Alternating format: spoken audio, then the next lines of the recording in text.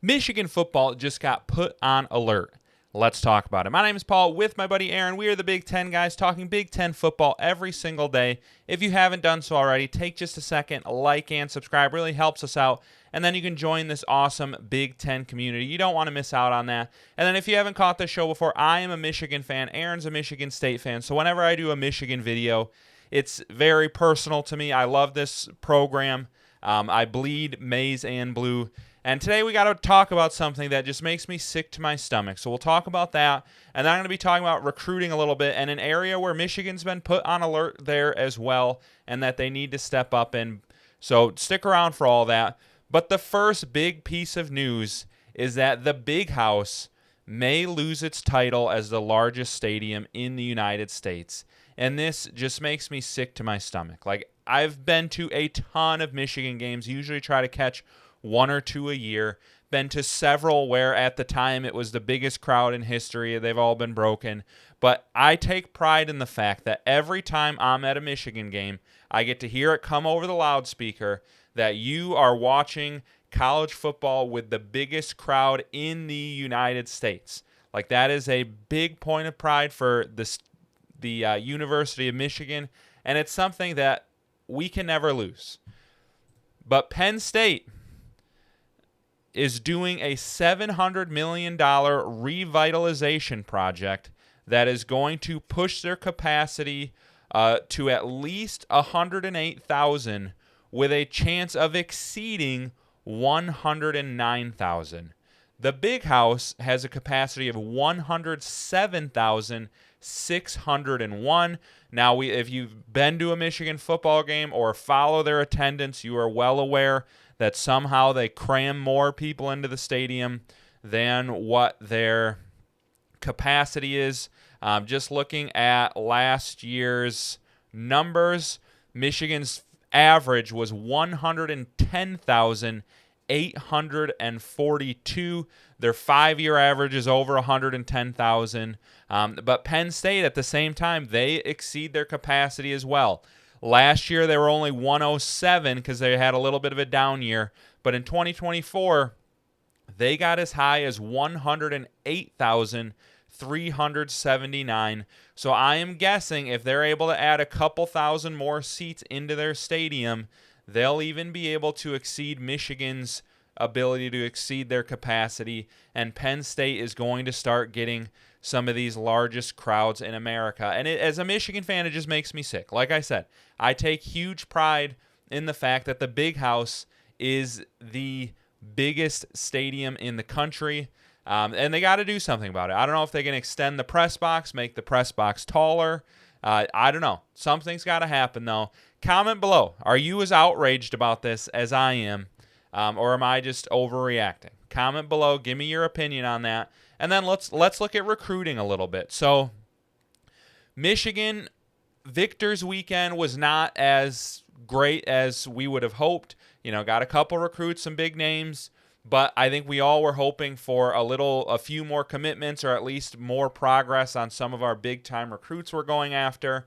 But there's kind of a troubling trend that I've been starting to see, and I want to talk about it a little bit today. And at first, before I get going, let me just say, the sky is not falling. Michigan brought in a great portal class last year. They're going to be a very good football team. Kyle Whittingham is an incredible coach. I think Michigan is absolutely heading down the right path. So please don't take this as the sky is falling on Michigan video. It's absolutely not. But what's starting to trouble me is some of these in-state recruits. Like we all saw a week or two ago, Dakota Grant, the number one recruit in Michigan, committed to Oregon. Now we got another tight end, Anthony Cartwright, has committed to Oregon. He's a 4-star. And it's kind of been a troubling trend of Michigan in-state talent going elsewhere. So there's going to be another one, Trey Britton. He's a wide receiver. I'm recording this Tuesday morning. I know some of you will watch this video right away. Some of you will watch it in a couple days. So the decision will have happened by then. But Trey Britton, another in-state recruit, is set to commit tonight, Tuesday night. Michigan is a finalist, but he's expected to commit to Missouri. There's a 98% chance of them landing him. And so it's going to be likely another in-state recruit going elsewhere. And, these are a lot of wide receivers. And I do want to point out, Michigan is loaded at receiver right now. Like, they already got Quentin Burrell, big-time receiver in this class. They have Celesi Moa, Travis Johnson, were two huge recruits in this last class that are going to be freshmen this year. They have Andrew Marsh, J.J. Buchanan, Jamie French. Like, a big part of losing some of these in-state receivers is probably the fact that they are looking at that Michigan depth chart and thinking, like, I'm not playing for a couple years, because they have a lot of talent there. But another part of it too, and this is something that Dakota Grant talked about, is I just don't, like, a lot of these receivers are looking at Michigan and thinking, like, I don't know that I trust that they can throw the football. Like, we haven't seen Michigan throw the football competently since J.J. McCarthy left, and that's starting to feel like a little bit of a distant memory. And if you look at the entire list of Michigan recruits, like state of Michigan, not University of Michigan, only 2 of the top 15 are committed to Michigan. 2 of the top 19, actually. Then you got Lou Esposito. He's committed at the number 20 recruit in Michigan. And, like, I love that we got Jakari Lipsey. I love that we got Ricardo Kitchen. I'm from the west side of the state. A lot of ties to Muskegon, so I love that they got Ricardo Kitchen. But at the same time, this is not good enough for your home state. I mean, 2 of the top 15 are committed to Oregon. 3 of the top 15 are committed to the Little Brothers in East Lansing. And don't get me wrong, this is a good Michigan recruiting class. They're ranked number 22 right now. That's not as great as you would like to see it. There's still a lot of time left. We don't need to panic. But at the same time, you do a little better with these in-state recruits and get some of these 4 or 5 stars that are going to Oregon, that are going to Michigan State, that are going to Texas Tech. You just keep your own talent in the state, and this is more of a top 10 recruiting class than top 20. And that's something that, like, I love that Kyle Whittingham has his ties to Utah and has a great pipeline going there, has been getting some big recruits, but we got to start getting our in-state recruits. And that is something that makes this year incredibly important. So they're already working on 2028. They got Mylan Griggs. He's a 4-star receiver. He's been talking about how this new staff at Michigan has been impressing him.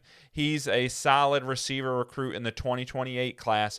But back to what Dakota Grant said, like, he didn't trust Michigan's passing game, and these 2028 recruits are going to be thinking the same thing unless they see something different this year.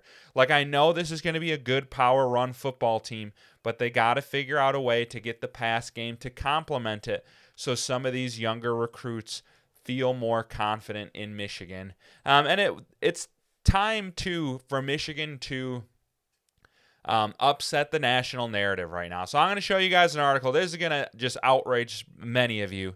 And I know instantly a lot of people are going to say the same thing that I thought when I saw this article. Paul Feinbaum is a garbage reporter. He hates the Big Ten. He hates Michigan. He is paid by the SEC. Like, his job is to insult the Big Ten and make the SEC, like, prop it up. So, like, I get that this article is garbage. If you know football, you know Paul Feinbaum is a crock. Now, he came out and said Michigan has lost their national relevance. He doesn't take them seriously. The program has flatlined. And while anyone who knows anything realizes how false this is, the unfortunate era of college football right now, and this is something that really grinds my gear as a Big Ten guy, somebody who's always fighting for the Big Ten, is that ESPN is still what 90% of college football fans go to for their college football news, and ESPN owns the SEC network, plays all the SEC games, and is trying constantly to prop up the SEC. And so that's why you see articles like this. And if you've watched football long enough, you know they're fake. You can see right through this garbage.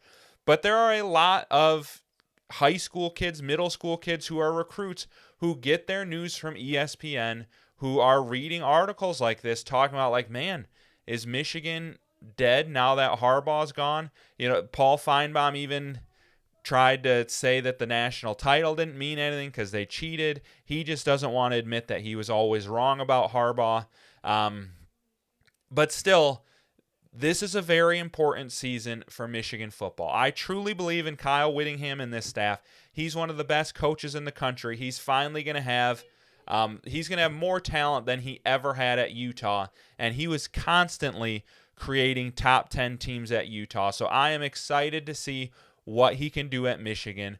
But this is a huge season for Michigan to show, like, look, these couple years with Sharon Moore, they're in the past. They were a statistical, I don't know, I'm blanking on the word, right? Anomaly.